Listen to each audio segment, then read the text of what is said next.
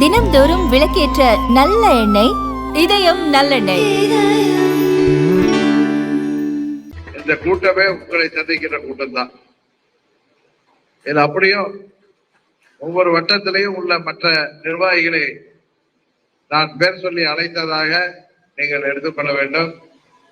ஏனென்றால் உங்களிடம் நிறைய பேச வேண்டியிருக்கு. இங்க வேதாச்சலம் நிறைய நிர்வாகிகளை நியமனம் செய்திருக்கிறார். நம்மை பார்த்து கேட்கிறார்கள், டிடி விஜயராகவன் கூட 4 பேர் இல்லைன்னு. 4 பேர் கூட இல்லைங்கிறாங்க. அதனாலதான் டிடி விஜயராகவன் வெளில போன உடனே இன்றைக்கு பழனிசாமியின் முகம் வாடி போயிருக்கு. தெரியுதா இல்லையா? அவர் நினைச்சிட்டு இருந்தாரு, நம்ம தான் ஏற்கனவே அவங்க எல்லாம் தேசிய ஜனநாயக கூட்டணியில இருக்காங்களே, நம்ம போய் சேர்ந்ததுக்கு அப்புறம் அவர்கள் தன்னை அண்ணன் பழனிசாமியை முதலமைச்சராக ஏற்றுக்கொள்வோம் அப்படின்னு அம்மா மக்கள் முன்னேற்ற கழகத்தை நம்பிட்டு இருந்திருக்காரு. எவ்வளவு பெரிய அறிவாளி பார்த்தீங்களா அவரு? அம்மா மக்கள் முன்னேற்ற கழகம் ஆரம்பிக்கப்பட்டது இந்த அண்ணன் பழனிசாமியை எதிர்த்துதான், அவருடைய துரோகத்தை எதிர்த்துதான். அந்த துரோகத்தை எப்படி நமது முதல்வர் வேட்பாளராக ஏற்றுக்கொள்ள முடியும்? முடியுமா நம்மால? நான் 4 மாதங்கள் அமைதியா இருந்தேன்னா ஏப்ரல் 11 இருந்து ஆகஸ்ட் 31 வரைக்கும் சில நான் தொலைக்காட்சியில சொல்றேன்ல, அதெல்லாம் எதையும் நான் மறைச்சு சொல்ல மாட்டேன், தெரியும் உங்களுக்கு. நேற்று கூட செங்கோட்டையை வந்து என்ன பார்த்தாரு அப்படின்னு தொலைக்காட்சியில போட்டாங்க. அவர் பார்த்தாரா இல்லையான்னு உங்களுக்கு தெரியும். அவர் அலறிக்கிட்டு தொலைக்காட்சியில நான் யாரையும் பார்க்கலன்னு சொன்னார். பாவம். அவர் வந்து ஒரு மூத்த நிர்வாகி, அவர் எல்லாரும் ஒண்ணாகணும்னு சொல்லி இன்றைக்கு குரல் எழுப்புகிறார். அம்மாவின் தொண்டர்கள் எல்லாரும் ஒன்றிணைங்கிறதுல நமக்கு யாருக்கும் மாற்று கருத்து இருக்கா? ஆனா பழனிசாமி தலைமையில இணைய முடியுமா? அவரை முதலமைச்சராக்கணும்.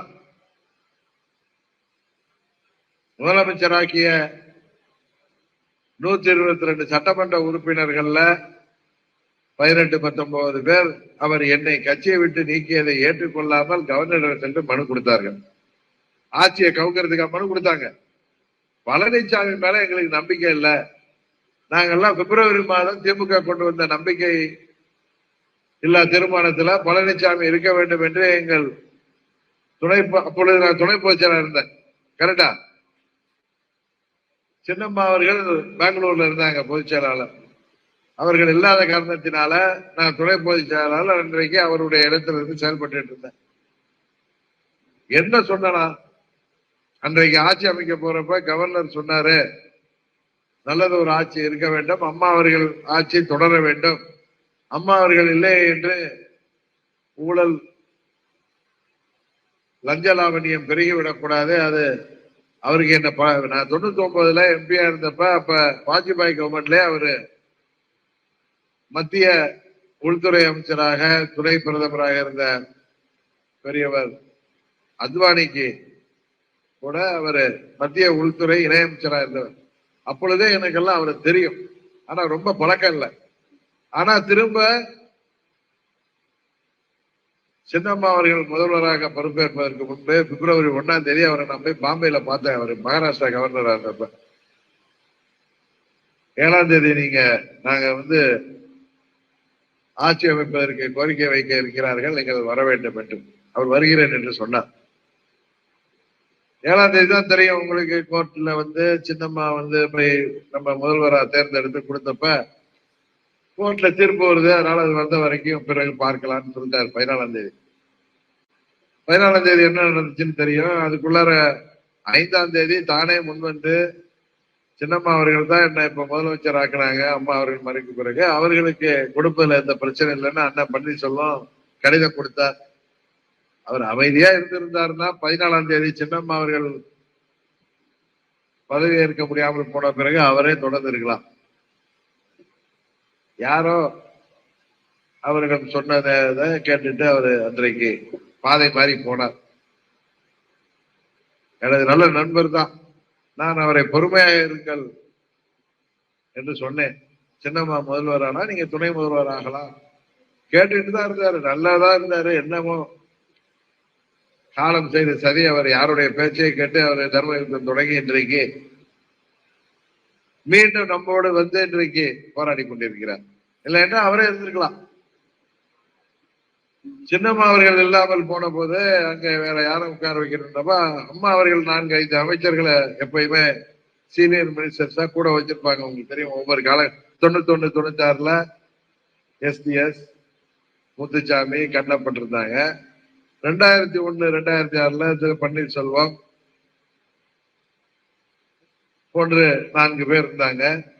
11லயே அது மாதிரி 4-5 பேர் இருந்தாங்க. 16லயே 4-5 பேர் இருந்தாங்க. அதுல பன்னீர்செல்வத்திற்கு அடுத்த இடத்துல இருந்தவர் நெடுஞ்சாலைத்துறை அமைச்சர் இருந்த பழனிசாமி. வேற ஒண்ணு 10 கை இருக்கு, பெரிய திறமசாலில இல்ல. அந்த அடுத்தது இருந்தவரை சீனியாரிட்டி பார்ப்போம்ல, அதுல அவரை அன்னைக்கு நியமித்தாங்க. அன்றைக்கு அவர் எப்படி எல்லாம் பணிவா இருந்தாரு. அன்றைக்கு எம்எல்ஏக்களை கையெழுத்து வாங்குறப்ப எந்த முன்னாடி வந்து அண்ணன் என் பேரை சொல்லிடாதீங்க, பாதி பேர் ஒத்துக்க மாட்டாங்கன்னு. ஏன்னா அதுக்கு முன்னாடியே செம்எல்ஏ எல்லாம் இன்னைக்கு அவர் கூட இருக்காரு. அன்னைக்கெல்லாம் அவங்க வெளியில ஓடிட்டாரு. செம்எல்ஏ எல்லாம் உங்களுக்கு தெரியும். 11 பேர் திரு பன்னீர்செல்வத்தோட 10 பேர் இன்னும் கூட சேர்ந்து 11 பேர் அன்றைக்கு நம்பிக்கையில்லா தீர்மானத்துல ஏத்து வாக்களிச்சாங்க.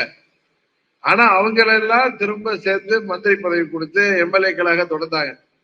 ஆனா இவருக்கு வாக்களித்தார்களே 122 பேர்ல 18 பேரு. அவர்கள் இவரு என்னை கட்சியை விட்டு நீக்கிய பிறகு, சின்னம்மாவை பொதுச் செயலாளரை நீக்கிய பிறகு கோபப்பட்டு அவரிடம் போய் கேள்வி கேட்ட பொழுது டெல்லிக்கு பயந்துட்டு அது மாதிரி பண்ண வேண்டியிருக்கு, ஆட்சி வேணும், ரெட்டை வேணும் தான் அப்படி பண்ணணும்னு போய் சொன்னார். அவர்கள் எல்லாம் 18 பேரும் என்னை வந்து நாம டெல்லியில திகார்ல கொண்டு வச்சிருந்தாங்க என்ன 30 நாள். நான் இருக்கா அந்த நேரத்துல எல்லாம் நடந்துச்சு. திரும்ப நான் வந்த பிறகு அவர்கள் எல்லாம் மனு கொடுக்க சென்றார்கள். உங்களுக்கு தெரியும், கவர்னர்கிட்ட எங்களுக்கு பழனிசாமி மேல நம்பிக்கை இல்ல, வேற முதல்வரை தேர்ந்தெடுக்கணும், அதுக்காக சட்டமன்றத்தை கூட்டுறதுக்கு கவர்னர் தான் அனுமதி கொடுக்கணும் அதுன்னு கேட்டாங்க. அவர்கள் எல்லாம் குறுக்கு வழியில இன்றைக்கு பதவி நீக்க செய்தார். இவரை முதல்வர் ஆக்கினப்ப எதிர்த்து திமுகவோட சேர்ந்து வாக்களித்த 11 பேர் மீண்டும் இணை துணை முதலமைச்சரா அமைச்சர்களாக 11 பேர் இருந்தாங்க. ஆனா இவருக்கு 122 பேர் வாக்களித்தவர்கள்ல கவர்னர்கிட்ட போய் மனு கொடுத்தாங்கிறதுனால சரியாக அவர்கள் 18 பேரை நீக்கினார். அங்க 4 வருஷத்தை எப்படியோ ஓட்டிட்டாருன்னு வச்சுங்க. 2019 தேர்தல்ல ரெட்டை இலை இருந்துச்சு. ஆர்கே நகர் தேர்தலுக்கு முன்னாடிதான் அவங்களுக்கு ரெட்டை இலை கொடுத்தாங்கன்னா ஆர்கே நகர்ல அம்மா அவர்கள் தொகுதியிலேயே புரட்சி தலைவர் அவர்கள் நினைவு நிஜத்தன்றைக்கு டிசம்பர் 24 அன்றைக்கு நாம் தான் வெற்றி பெற்றோம். ஒரு புதிய சின்னம் கிடைச்ச சின்னம் குக்கர்ல நின்று அன்றைக்கு 6000, 8000, 10,000 அந்த ஆர்கே நகர் தொகுதி மக்களுக்கு கொடுத்து அவர்கள் அதுக்கெல்லாம் அதை கண்டெல்லாம் மயங்காம உங்கள் வீட்டு பிள்ளையாகிய என்னை வெற்றி பெற செய்தார்கள். 19 பாராளுமன்ற தேர்தலில் சில கட்சிகள் நம்மோடு கூட்டணிக்கு வர இருந்தார்கள். அப்பொழுது புதிதாக கட்சி தொடங்க இருந்த ஒரு உச்ச நடிகர், உங்களுக்கு தெரியும் யாருன்னு, அவர் கூட கட்சி ஆரம்பித்து விட்டு நம்மோடு அம்மா மக்கள் முன்னேற்ற கழகத்தோடு கூட்டணிக்கு வருவதாக அவருடைய நண்பர்கள் வந்து என்னோட பேச்சுவார்த்தைகள் நடத்தி கொண்டிருந்தார்கள். ஆனால் அவர் உடல் நலம் காரணமாக அரசியலுக்கு அப்பொழுது வரவில்லை, கட்சி தொடங்கவில்லை. உங்களுக்கு தெரியும் 19ல இன்னொரு கட்சி இன்னைக்கு சண்டை போட்டுட்டு இருக்காங்களே 2 பேரு. அவர்கள ஒருவரும் என்னோட பேசி வர்றேன்னு சொல்லியிருந்தாரு. ஆனா அவர்களை இந்த சதி கூட்டம் எப்படியோ அவர்கள் பங்காளத்து போயிட்டாங்க. நாம் தனியாக நின்றோம். நம்ம கூட இப்ப SDPI தான் நின்றுச்சுன்னு நினைக்கிறேன், வேற யாரும் கிடையாது. அப்படியும் இந்த 19 தேர்தல்ல நாம் இவர்கள் தோல்விக்கு முக்கிய காரணமாக இருக்கும். பல 100 கோடிகளை செலவு செய்தார்கள். ஆட்சி அதிகாரம் இருந்தது. மத்தியில் ஆளுகிற கட்சியும் மாநிலத்தில் ஆளுகிற கட்சியும் கூட்டணி, இன்னும் பாமக, தேமுதிக அப்படின்னு பல கட்சிகள் கூட்டணி இருந்து அவர்களால் வெற்றி பெற முடியவில்லை. காரணம், நாம் தனித்து வாங்கிய வாக்குகள் எல்லோருக்கும் தெரியும். அதற்கு பிறகு நடந்த உள்ளாட்சி தேர்தல்கள் நாம் தனித்து நின்றோம். பல இடங்களில் அவர்கள் தோற்கடிக்கப்பட்டார்கள். நிறைய இடங்கள்ல நம்ம ஊராட்சி இல்ல நமது பணபலம் இல்லை என்றாலும் நமது நிர்வாகிகள் வேட்பாளர் என்றவர்கள் செல்வாக்கால் வெற்றி பெற்றார்கள். 21 தேர்தலுக்கு முன்னாடி சில பேர் நின்றுட்ட திமுக விருத்தெல்லாம் நம்ம எல்லாம் ஒன்னா போகணும், நீங்க வரணும். எனக்கு தெரியும் பழனிசாமி என்னை பார்க்கவே பயப்படுவார். நேரா பார்க்கவே பயம் இருக்கும்ல. துரோகம், பச்சை துரோகம். பதில உட்கார வச்சவங்களுக்கு துரோகம் செஞ்சுட்டு என்ன பார்க்கிறதுக்கு தைரியம் வருமா? அவருக்கு தயக்கம் வரும். என்ன நேரம் சந்திப்பாரா? ஆனா இவங்க எல்லாம் பெரியவங்க, வயசுல மூத்தவங்க. நம்ம வீட்டுல எல்லாம் அந்த பெரியவங்க சொன்னா சிலது சரி நீங்க பாருங்க அப்படின்னு சொல்லுவாங்கல்ல. எனக்கு தெரியும் அண்ணன் பழனிசாமி நம்மளை பார்த்தாலே எஸ்கேப் ஆயிடுவாரு, எங்க கூட்டணி வருவார். அதுதான் நடந்துச்சு. நான் ஒண்ணும் அவரை ஏத்துக்கிறவன் இல்ல, ஏத்துக்கிறதுக்கு இடம். இப்ப எல்லாம் சொல்றீங்க, அதுக்காக நம்ம கேட்டுட்டு அமைதியா இருப்போம்ல. இப்ப வேதாச்சலத்தை சொல்றோம் கொஞ்சம் அமைதியா இருங்க, நாங்க பாத்துக்கிறோம் இருப்பார்ல. ஆனா அவருக்கு தெரியும் நடக்காது. என்ன இருக்கு அதே மாதிரி அன்னைக்கு இருந்தோம். பழனிசாமி அப்ப நம்ம 20 சீட்ல டைரக்டா தோக்கடிச்சோம். அவங்கள ஆயிரக்கணக்கான கோடிகளை செலவு செஞ்சாங்க. ஆட்சி அதிகாரம், மத்தியில உள்ளவங்க கூட்டணி, பாமக கூட்டணி, தேமுதிக கூட்டணி, என்னென்னமோ வச்சோம். பெருசா 75 தொகுதி வாங்கலாம். அந்த பண்ண செலவுக்கு தமிழ்நாட்டுக்கு 10 பட்ஜெட் போடலாம். அந்த அளவு பணம் செலவு பண்ணி ஒண்ணும் நடக்கல. குறிப்பா அங்க டெல்டாலேயே தென் தமிழகத்து மக்களும் இவர் 10.5% நம்ம வன்னிய சொந்தங்களுக்கு ஏமாத்துறதுக்காக அறிவிச்சார். தெரியுமில்ல? அது ஒண்ணும் நடக்காதுன்னு தெரிஞ்சு இருந்தாலும் அவங்களை ஏமாத்தணும். எல்லாரும் ஏமாத்துற வேலை தானே. நம்மளை ஏமாத்துற மாதிரி அவங்களை ஏமாத்தி ஓட்ட வாங்கலாம் பார்த்தாரு. இங்கேயும் தோல்வி. அங்க தென் தமிழகத்துல 104 சமுதாயங்கள் இதனால் பாதிக்கப்படுறோம்னு சொல்லிட்டு இது இங்க இடஒதுக்கீடு கொடுக்கிறது அதுக்குன்னு முறை இருக்கு. மக்கள் தொகை கணக்கெடுப்பு எடுத்து ஜனத்தொகைக்கு ஏற்ப விகிதாச்சார முறையில பிரிச்சாதான் அது சட்ட ரீதியாக அது நிற்கும். இல்லைன்னா யாராவது கோர்ட்டுக்கு போனா போயிடும். அது மாதிரிதான் போடுச்சு. அது ஒரு காரணம். அவர்களுக்கு அம்மா அவர்கள் இருந்தவரை நமது பெரிய வாக்கு வங்கியாக இருந்த தென் தமிழ்நாட்டு மக்கள் இவர்களை எதிர்த்த காரணத்தினால் பழனிசாமி அன்றைக்கு தென் தமிழ்நாட்டில் இறந்த முன்னாள் அமைச்சர்களாக இருந்தவங்க இதை கொஞ்சம் அதிகமா செலவு பண்ணி, அங்கெல்லாம் திமுக கொஞ்சம் நிறைய செலவு பண்ணிதான் அதுவும் போயிருக்கும். தோத்தாங்க. 24 கூட்டணியை விட்டு ஓடி போயிட்டார். மோடி அவர்கள் இன்றைக்கு நன்றி சொல்றாரு. பாஜகவுக்கு நான் நன்றியோட இருப்பேங்கிறாரு. பாராளுமன்ற தேர்தல் தானே பாஜகவுக்கு முக்கியமான தேர்தல். அந்த தேர்தல் அப்போ மோடி கூப்பிட்டு ஒரு உட்கார வச்சிருக்காரு கூட்டணி டெல்லியில. அடுத்த நாளே பின்னாடியா ஓடி வந்துட்டார். மோடிக்கு வாக்களிக்க கூடாது, மோடி ஆட்சி வந்தா நாட்டுக்கு நல்லது இல்லைன்னு பேசிட்டு இப்ப நன்றி உணர்ச்சி பத்தி பேசுறாரு. அது காரணம் இல்ல, அந்த கட்சிய வேற மாதிரி ஆயிட போது தனக்கு பொதுச்சாளர் இல்லைன்னு சொன்னதும் ஓடி போய் ஒட்டிக்கிட்டு இருக்காரு. ஒட்டிக்கிட்டு என்ன நினைச்சாரு, நாம எல்லாம் இவரை ஏற்றுக்கொண்டோம். நானும் ஒரு 3 மாசம் அமைதியா இருந்தேன். என்கிட்ட சொன்னாங்க சில மாற்றங்கள்லாம் வரும், நீங்கள் விரும்புகிற மாதிரி அம்மா மக்கள் முன்னேற்ற கழகம் ஏற்றுக்கொள்கின்ற மாதிரி தேர்தல் நேரத்துல நீங்க செயல்படுற மாதிரி மாற்றங்களை கொண்டு வருவோம்னு சொன்னாங்க. நானும் வெயிட் பண்ணி பார்த்தேன். அதுக்குள்ள பழனிசாமி ஊர் ஊரா நம்ம சிஆர்எஸ் அம்மா சொன்ன மாதிரி பச்சை பஸ்ல ஏறிக்கிட்டு போற இடத்துல எல்லாம் ஒரே ஆட்டம். நம்ம ஊர்ல எல்லாம் இந்த பேய் ஆட்டம் பாங்களே, காட்டேரி மாதிரி நின்றுக்கிட்டு என்னமோ இவர் தான் தமிழ்நாட்டை 4.5 ஆண்டுகள் இவர் செய்த ஊழல் முறைகேடுகளை ஊரே சிரிக்குது. சம்பந்தி, சகல, சொந்தக்கார இவர்களை வச்சுக்கிட்டு பல ஆயிரம் கோடிகள் மக்கள் வரி பணத்தை ஏப்ப விட்டது. அதனாலதானே 21 அது ஒரு காரணம்.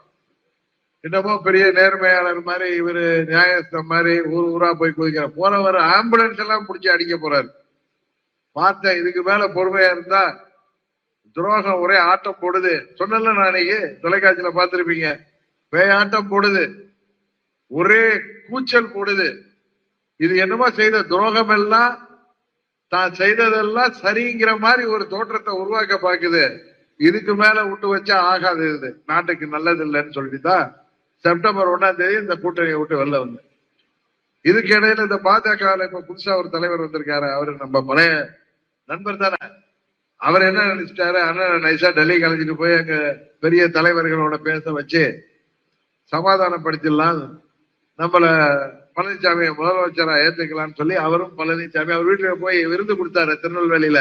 108 வகை உணவு எல்லாம் போட்டு அப்ப தனியா ரூம்ல உட்காந்து அவங்க வீட்டுல உள்ள ஆளுகளே எனக்கு சொல்லிட்டாங்க, வேறடா என்னன்னா என்ன மத்தியில டெல்லிக்கு அழைச்சிட்டு போய் முக்கியமான தலைவர்களை வைத்து என்னை சமரசம் செய்யணும். எனக்கு போன் பண்ணார், என்ன டெல்லிக்கு போகணும் எதுக்குங்க அப்படின்னு கேட்டேன். இல்ல நீங்க வந்தீங்கன்னா நல்லா இருக்கும், கீழே எல்லாரும் சரியாயிடுவாங்க.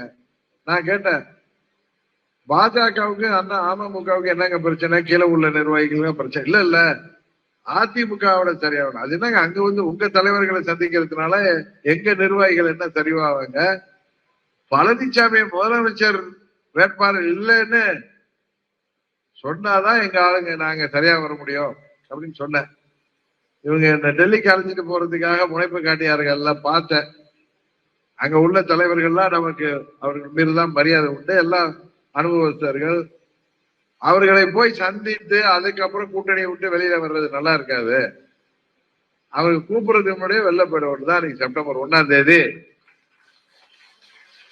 அங்க சுதந்திர போராட்ட வீரர் மாமன்னர் பூலித்தேவன் அவர்கள் நினைவு நாள்ல போறப்ப அங்க போய் இறங்கின உடனே மாலை போட்டு இறங்கணும்.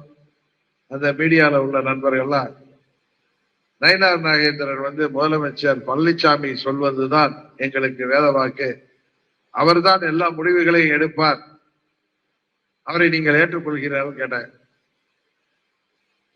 நம்மள்ட்ட அப்படி கேள்வி கேட்டாங்க. நான் சொன்னேன், 24 தேர்தல்ல மோடி அவர்கள் பிரைம் மினிஸ்டரா வந்தாதான் நாட்டுக்கு நல்லதுங்கிற காரணத்தினாலதான் நாங்க கூட்டணிக்கு போனோம்.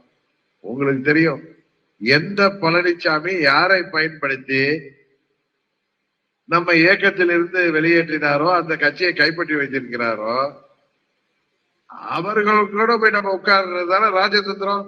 என்ன எங்க அங்க பாய் உட்கார்ந்துருக்காரு, அதான ராஜதந்திரம். இந்த பழனிசாமிய பயமுத்துறதுக்காக போய் உட்கார்ந்த ஆள் அரண்டிட்டார். பல இடங்கள்ல 3வது இடம் ஆடி போயிட்டாரு. அங்க உள்ளவங்க எல்லாம் நம்ம அங்க போனது பயந்துட்டாங்க. அதான் அடிச்சு பிடிச்சிட்டு உடையாந்தாரு. அவர் வந்தாரு, நம்ம வெளில வந்தோம். சரிதானே? செப்டம்பர் 1ஆம் தேதி நான் சொன்னேன், மோடி அவர்களை பிரைம் மினிஸ்டர் ஆகிறது தான் நாங்க போனோம். இப்ப நடக்க போறது தமிழ்நாட்டு சட்டமன்ற தேர்தல். இங்க தமிழ்நாட்டை மக்களின் தலையெழுத்தை நிர்ணயிக்கிற தேர்தல், தமிழ்நாட்டை யார் ஆள வேண்டும் என்பதை தீர்மானிக்கிற தேர்தல். இதுல அம்மா மக்கள் முன்னேற்ற கழகத்தின் நிலைப்பாட்டை, கூட்டணி நிலைப்பாட்டை நான் டிசம்பர் மாதம் அறிவிப்பேன். உடனே தொலைக்காட்சிகள்ல அவங்க அடுத்தது நீங்க என்டிஏல இல்ல இல்ல வெளியில வந்துட்டீங்களான்னு கேட்டுதான் ஆமான்னு சொல்லியிருப்பேன்.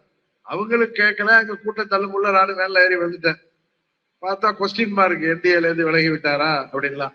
அடுத்த நாள் காட்டுமன்னார் கோயில்ல நம்ம பேரூராட்சி செயலாளர் வீட்டு ரிசப்ஷனுக்கு போனேன். அங்க பிரஸ் எல்லாம் வந்து நீங்க என்டிஏல இருந்து வெளில வந்துட்டீங்களான்னு கேட்டாங்க. ஆமான்னு சொல்லிட்டோம். அந்த 3ஆம் தேதி. பாவம், நம்மளுக்கு ஒன்றும் பழனிசாமியை தவிர வேற யாரும் அங்க உள்ளவங்க மேலதான் எந்த வருத்தம் கிடையாது, கோபம் கிடையாது. ஏன்னா ஆட்சி அதிகாரம் இருந்துச்சுன்னு அன்னைக்கு அங்கேயே இருந்துட்டாங்க.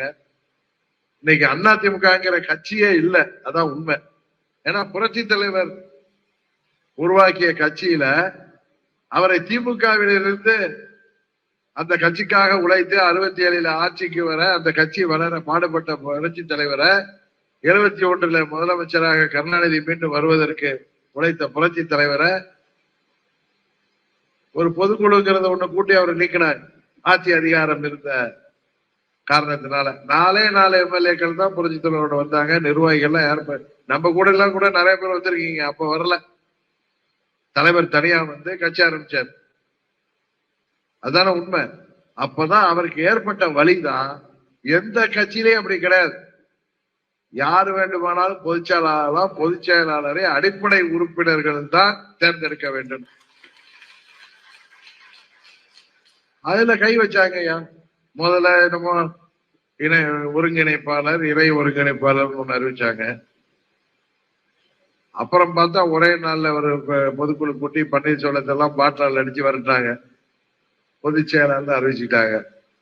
சட்ட திட்டத்தெல்லாம் மாத்திட்டாங்க. ஏன்னா மறுபடியும் யாராவது இந்த போட்டிக்கு வரக்கூடாது. இப்ப பழனிசாமி உயிரோட இருக்கிற வரைக்கும் யாரும் போட்டி போட முடியாது. ஏன்னா அவர் பிடபிள்யூ மினிஸ்டர் இருந்தப்பெல்லாம், ஹைவேஸ் மினிஸ்டர் இருக்கிறப்பெல்லாம் சின்ன சின்ன கான்ட்ராக்ட் எடுக்க முடியாம 10 கோடி குவாலிபிகேஷன் எடுத்தவங்க இருந்தாதான் ஒர்க் எடுக்க முடியும்னு நிறைய பேர் வயிற்று அடிச்சாங்கல்ல.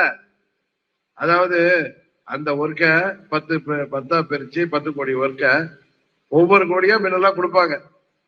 இப்ப இந்த ஆள்லாம் ஒரே ஆள்கிட்ட பேசிக்கிட்டு டெண்டர்ல குவாலிபிகேஷன் 10 கோடி ஏற்கனவே வேலை பார்க்கிறவனுக்கு எல்லாம் கொடுக்க முடியும் கொடுத்து எல்லாரும் வயிற்று அடிச்சாங்கல்ல. அதே டெண்டர் பழனிசாமி பொதுச் செயலாளர் பதவியும் டெண்டர் முறையில வைக்கிற மாதிரி 10 மாவட்ட செயலாளர் முன்மொழியணும், 10 மாவட்ட வழிமொழினா வேற யாருக்கு முன்மொழிவான்? எல்லாரையும் தான் நீ கையில வாங்கி வச்சிருக்க, காசை கொடுத்து வச்சிருக்க, உனக்கு வேண்டிய ஆளெல்லாம் மாவட்ட செயலாளர் போட்டு வச்சிருக்க. இப்ப இங்க இவ்வளவு நிர்வாகிகள் இருக்கீங்களா, யாராவது ஒருத்தர் நான் நேரடியா போட்டிருக்கேனா? உண்மையை கேட்கிறேன். மாவட்ட செயலாளர் ஒட்டி நீங்க எல்லாம் விருப்பப்பட்ட ஒரு மயிரோட்ல எம்எல்ஏ இருந்தவர், இந்த பகுதியிலே இருப்பவர், நல்ல மனிதர், அதனால அவரை போட்டோம். மற்றபடி யாராவது அவர்களே எங்க வரு யாராவது ஒரு நிர்வாகி நான் சொல்லி போட்டிருக்கீங்களா? நீங்க எல்லாருடைய இது பண்ணி மண்டல பொறுப்பாளர் அது மேற்பார்வையில நிர்வாகிகள் போடுறீங்க. ஆனா அங்க உள்ள அத்தனை நிர்வாகி மாவட்ட செயலாளர் பழனிசாமியா போட்டுக்கிட்டது. அதனால 10 பேரோ 20 பேரோ முன்மொழியணும். வேற யாருக்கு முன்மொழிவான்?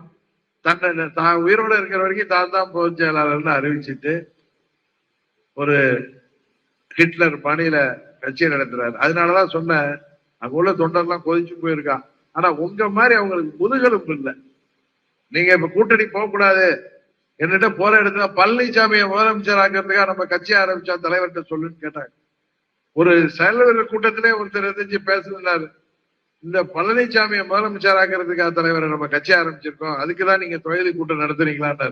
பொறுமையா இருங்க, உங்களுக்கு இன்னும் 1 மாசம் பொறுங்கன்னு சொல்லி அவரை சமாதானப்படுத்தினேன். ஏன்னா அவரு கோபப்படலாம். லட்சம் தொண்டர்களை, இத்தனை நிர்வாகிகளை வழிநடத்த வேண்டிய நான் அவசரப்படக்கூடாது இல்ல. அதனால பொறுமையா இருங்கன்னு சொன்னேன். ஏன்னா மாற்றம் வரலாம் என்கிற ஒரு நம்பிக்கையில அவசரப்பட்டு நம்ம ஒரு கூட்டணியில இருந்து வெளியில போகலாம். ஆனா அது வர்ற மாதிரி தெரியல, வெளியில வந்தேன். இன்றைக்கு அனைத்து இந்திய அண்ணா திராவிட முன்னேற்ற கழகங்கிற கட்சி கிடையாது. அடிப்படையெல்லாம் இருந்தாலும் உடைச்சிட்டாரு. ஆனா அந்த ரெட்டையிலையை வச்சுக்கிட்டு, அந்த பேரை வச்சுக்கிட்டு, ஆக்சுவலா அது எடப்பாடி திராவிட முன்னேற்ற கழகமா தான் இன்னைக்கு இருக்கு. ஏடிஎம்கே அல்ல, இடிஎம்கே. நான் சொல்றேன் பாத்தீங்களா, நீங்க எல்லாம் பார்த்திருப்பீங்க. அத 26 நம்மளுடைய 21 தேர்தல்ல பழனிசாமியை ஆட்சிக்கு வர விடாம தடுத்தோம். கரெக்டா? நாம் வெற்றி பெறவில்லை என்றாலும் அவங்களை வர விடாம தடுத்தோம். 24ல பல தொகுதியில டெபாசிட் ஆகிறதுக்கு பண்ணோம். 3வது இடம் 4வது இடம் முடிச்சு.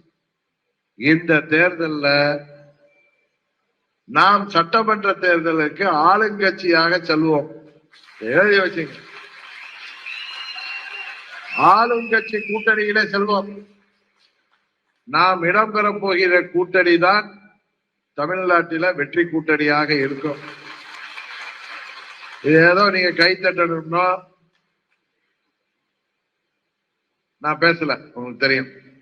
உறுதியாக அதற்கான வேலைகளை பார்த்து கொண்டிருக்க அமைதியா. அந்த 4 மாசம் அதான் பார்த்தேன். உறுதியாக நாம் எந்த கூட்டணியில் இடம் பெறுவோமோ அந்த கூட்டணி தமிழ்நாட்டில் வெற்றி பெறும், ஆளுங்கட்சியாக மாறும். அதே நேரத்துல பழனிசாமி என்கிற தீய சக்திய, துரோக சக்திய இந்த தேர்தலில் ஜனநாயக ரீதியாக நாம் வீழ்த்த போகிறோம். இது நடக்கும். காரணம், நம்மோடு நியாயம் இருக்கிறது, நம்மிடம் நீதி இருக்கிறது. நாம் என்னோடு வந்திருப்பவர்கள் யாரும் ஆளுங்கட்சியாக இருந்த பொழுது ஆட்சி அதிகாரத்திற்காக அதன் பலாபலன்களை எல்லாம் தூக்கி எறிந்து விட்டு என்னோடு வந்தவர்கள் இங்கேயும் இங்கே இருக்கீங்க. சரிதானே? இன்னைக்கு மீட்டிங் போறாருன்னா அவர் சொந்த காசுல மண்டபத்தை பிடிச்சி எல்லாரும் வந்திருக்கீங்க. இது ஒண்ணும் கான்ட்ராக்ட்ல வாங்கின பணமோ ஆளுங்கட்சியாக இருந்து சம்பாதித்த பணமோ கிடையாது. இதுதான் உண்மை. அதனால சொல்ற, சொந்த ரத்தத்தை சிந்தி வியர்வை சிந்த உங்கள் சொந்த உழைப்புல தமிழ்நாடு முழுவதும் நம்ம கட்சிக்கு திமுகவுக்கு 75 வருட திமுகவுக்கு இணையாக கட்டமைப்பு உருவாக்கி இருக்கிறீர்கள். அந்த எடப்பாடி திமுகவுக்கு இணையாக தமிழ்நாடு முழுவதும் கட்டமைப்பு இருக்கு. ஒரு இடத்துல மீட்டிங் போடணும்னா அவங்க கோடி கோடியா செலவு பண்ணணும். நாம் வண்டி வாகனம் கொடுத்தாலே அந்த கூட்டத்தை கூட்டுகின்ற அளவுக்கு நமது இயக்கம் வலுப்பட்டிருக்கிறது. நாம் 3வது அணியாக நின்ற காரணத்தினால் மக்கள் நமக்கு வாக்களித்தால் அந்த வாக்குகள் வீணாகிவிடும் என்றுதான் அவர்கள் நமக்கு வாக்களிக்கவில்லை. அதையும் தாண்டி நமது பல மாவட்டங்கள்ல நாம் வாங்கிய வாக்கு சதவீதம் பழனிசாமிய பல தொகுதியில 60-80 தொகுதியில உறுதியாக பாதிச்சிருக்கு. நாம் எல்லாம் ஒன்றாக இல்லை. அம்மா மக்கள் முன்னேற்ற கழகம் தனியாக நிற்கின்ற காரணத்தினால் தமிழ்நாடு முழுவதும் அம்மாவுடைய கட்சி பிரிஞ்சு இருக்குன்னு சொல்லி அவர்களுக்கு வெற்றி பெற முடியாத சூழ்நிலை இருக்கு. அதுக்காக தான் நைஸா நம்மளை கூட்டணியில சேர்த்துக்கலாம்னு பார்த்தேன். இப்போதுதான் நமது ஆட்டமே ஆரம்பிச்சிருக்கு. முன்னாடி முதல் ரவுண்டு நம்மால் வெற்றி பெற முடியவில்லை. ஆனா பழனிசாமியை ஆட்சிக்கு வரணும் தடுத்துட்டோம். அப்ப 75 சீட்டு வாங்கினார். இந்த முறை இந்த தேர்தலோடு பழனிசாமி என்கிற ஒரு துரோகம் வீழ்த்தப்படும் அரசியல் ரீதியாக. இனி தமிழ்நாடு மாத்திரமல்ல, இந்தியா மாத்திரமல்ல, உலக நாடுகள்ல எங்கேயுமே துரோகம் செய்து அரசியலில வளர நினைப்பவர்களுக்கு அது பாடமாக இருக்கும். அதை அம்மா மக்கள் முன்னேற்ற கழகம் அந்த பாடத்தை புகட்ட போகிறது உங்கள் மூலம். அதனால உங்களுக்கு தெரியும், அம்பத்தூர்ல நம்ம கூட்டணியில வேதாச்சலம் அவர்களுக்கு நாம் உறுதியாக அவர் எல்லா தகுதிகளையும் உடைய வேட்பாளர். நாம் இருக்க போற கூட்டணியில அவர் வெற்றி வேட்பாளராக கூட்டணி வேட்பாளர் போட்டியிடுவார். அவருக்கு நீங்கள் அனைவரும் ஒவ்வொரு கிராமத்திலையும் சரி, ஒவ்வொரு இத்தனை நிர்வாகிகள் இருக்கீங்க, நீங்க எல்லாம் அங்க உள்ள நமது தொண்டர்களோட பூத் கமிட்டி அமைச்சு தோழமை கட்சிகளோட சேர்ந்து பணியாற்ற போது உறுதியாக நாம் வெற்றி பெறுவோம். உண்மைதானே? சரியா நின்ற பேர் நீங்க எப்படி ஆட்டம் போட்டவங்க. இந்த முறை ஒரு சிறந்த கூட்டணியோடு வரப்போகிறோம். அதையெல்லாம் என்ன விட்டுருங்க. நான் சும்மா ஜோசியம் சொல்லலைங்க. இந்த முறை நாம் அமைக்கிற கூட்டணி தான் வெற்றி பெறும். நீங்க தான் கிங் மேக்கராக இருக்க போறீர்கள் இந்த தேர்தலில். உண்மை. அது போன்ற அரசியல் சூழ்நிலை இன்றைக்கு உருவாகி இருக்கிறது. அதனாலதான் தொலைக்காட்சியில எல்லாம் கொண்டாந்து நீந்தி காமிக்கிறாங்கன்னா வேற ஒண்ணும் இல்லை. நாம் எங்கு சாய்கிறோமோ அங்கு வெற்றி வரும் என்று அவர்களுக்கு தெரியும். நீங்க ஏதோ நான் பழனிசாமி விட்டு வெளில வந்துட்டதுனால டெய்லி வந்து கேட்கிறாங்கன்னு இல்ல. பழனிசாமி விட்டு வெளில வந்ததுனால அங்க என்ன ஆனிச்சுன்னு தெரியும். அந்த கூட்டணி நிலைமை என்ன ஆனது. நம்ம ஒண்ணு டெல்லிக்கு எதிரானவர்களா பாஜக எதிரானவர்கள் இல்ல. தவறான ஒரு ஆளை பிடிச்சிட்டு வந்து கூட்டணியில வச்சா நம்ம என்ன பண்ண முடியும்? நாம் தேசிய ஜனநாயக கூட்டணியில தவறான ஒரு கட்சியை கொண்டாந்து சேர்த்ததும் தோல்வியை தானா வந்துட்டு உள்ளார். ஆம பூந்த வீடு தானே அது. அதே நேரத்துல இன்றைக்கு நீங்க எல்லாம் சொல்லுவாங்க, மீண்டும் நாம் 17-18 மாதிரி எங்க கட்சி வந்துட்டு தலைவர் வந்துட்டாருங்க. நீங்கெல்லாம் என் கூட தமிழ்நாடு முழுவதும் லட்சம் பேர் இங்கே எந்த எதிர்பார்ப்பு இல்லாமல் எதிர்க்கிறதுனாலதான் அவர்களுக்கு தெரியும் எங்க அமமுக போகுதோ அதான் ஜெயிக்க போகுது. அப்படிதான் நீங்க அரசியல் காலகட்டம் இருக்கு. அதனால நீங்களால இங்க உட்கார்ந்துருக்க ஒவ்வொருவரும் கிங் மேக்கர். அதனால வச்சுங்க, அதுக்கேற்ப வேலை பார்க்கணும். கூட்டணி எல்லாம் நான் பாத்துக்கிறேன், தேர்தலை அவர் பார்த்துக்குவார். தேர்தலுக்கான எல்லாமே உங்களுக்கு தேவைகளை உறுதியாக கட்சி பார்த்துக் கொள்ளும். கரெக்டா?